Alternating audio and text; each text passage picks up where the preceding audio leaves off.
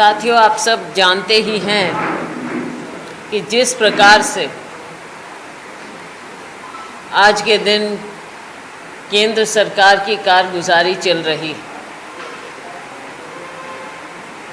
मैं केवल ये नहीं कहना चाहूँगी कि अपने राजनीतिक प्रतिद्वंद्वी समझ लीजिए या विरोधी पार्टियों के लोगों नेताओं के बारे में सोच लीजिए, वो एक अलग मुद्दा है। लेकिन आज के दिन जो सबसे बड़ा मुद्दा है वो इस भारतीय जनता पार्टी मोदी सरकार के नीचे जो जन विरोधी कार्य हो रहे हैं। अगर हम आर्थिक क्षेत्र की बात करें, जिस प्रकार से महंगाई, बेरोजगारी बढ़ती चली जा रही है,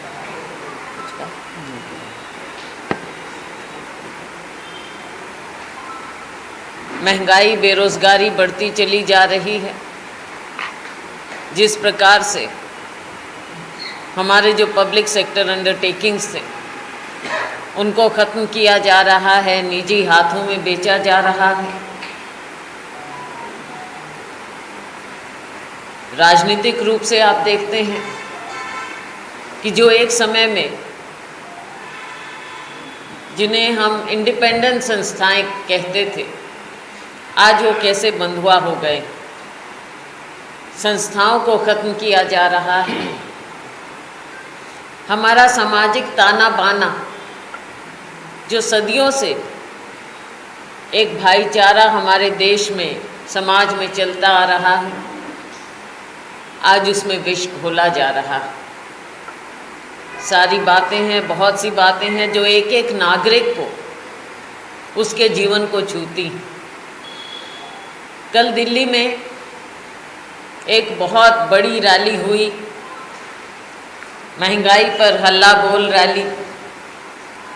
उससे पहले सभी राज्यों में कांग्रेस पार्टी की ओर से जो इस बढ़ती हुई महंगाई और अन्य मुद्दों के खिलाफ कांग्रेस पार्टी ने अनेकों धरने, जुलूस, आंदोलन किए और दिल्ली में भी आपने देखा महंगाई के खिलाफ संसद में भी लड़ाई लड़ी गई, संसद के बाहर भी लड़ाई लड़ी गई, सड़कों पर लड़ाई लड़ी गई देश के लोगों की।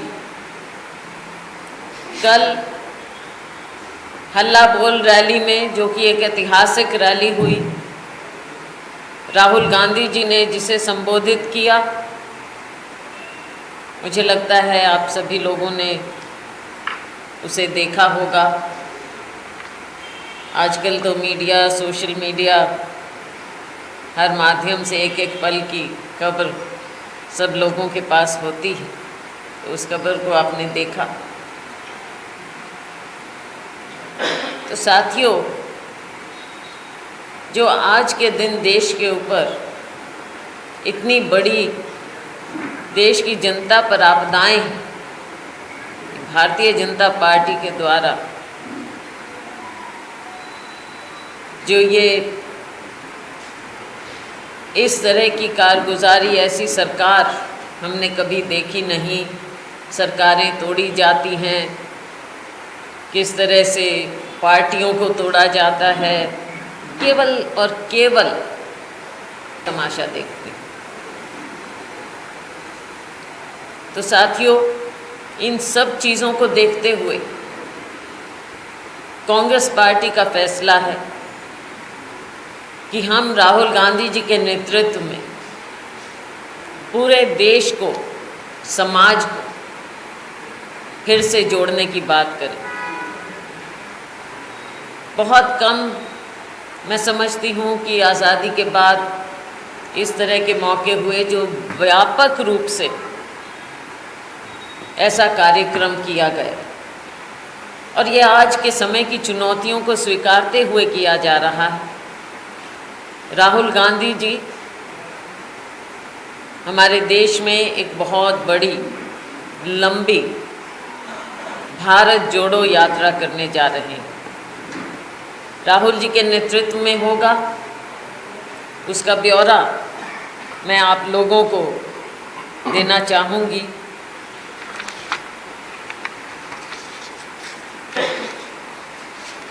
सबसे पहले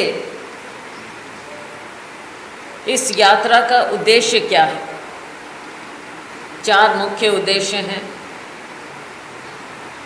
एक नंबर पहला, सभी भारतीयों के बीच एकता कायम करना, जो महात्मा गांधी के नेतृत्व वाले हमारे स्वतंत्रता आंदोलन और संविधान के प्रतिबिंबित मूल्यों में विश्वास रखते हैं। साथियों, आप जानते हैं कि आज फिर ज़रूरत है एकता की, इस देश को एक रखने की। दूसरा, आर्थिक विषमताओं, सामाजिक विभाजन और अत्यधिक राजनीतिक केंद्रीयकरण से बुरी तरह से प्रभावित करोड़ों भारतीयों की आवाज़ को उठाना। केंद्र किस तरह से सारी सत्ता का, पावर का केंद्रीयकरण कर रहा है, राजनीतिक रूप से संस्थाओं को कैसे कंट्रोल करता है, जो राज्यों के अधिकार होते हैं उनके ऊपर कैसे, वो चाहे राजनीतिक रूप से करें या आर्थिक रूप से करें, राज्यों को उनका हिस्सा नहीं मिलता, टैक्स का जो मिलना चाहिए, जो इकट्ठा किया जाता है, जीएसटी का। और ख़ास तौर से जैसे हमारी दूसरी जो इनके अपनी पार्टी की सरकारें जहाँ नहीं हैं, वहाँ पर कैसे उन सरकारों को इस तरह से भी दबाने का प्रयास किया जाता है।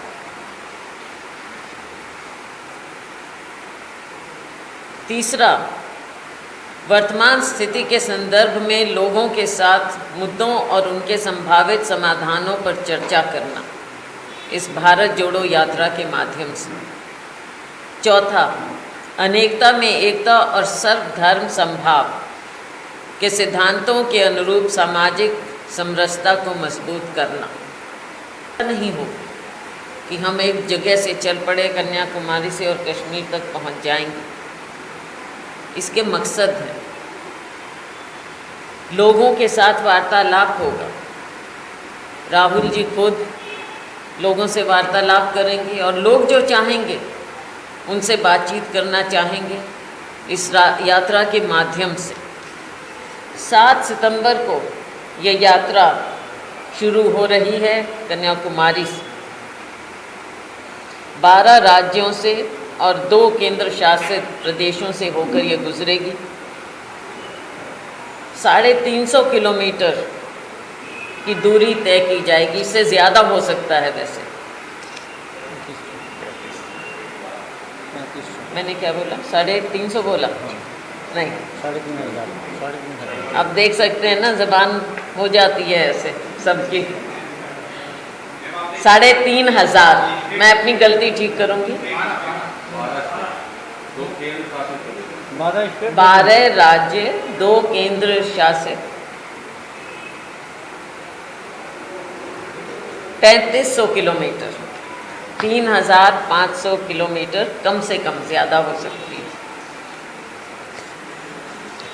और कम से कम 150 दिन, इससे ज़्यादा ही होंगे, कम से कम 150 दिन ये यात्रा चलेगी।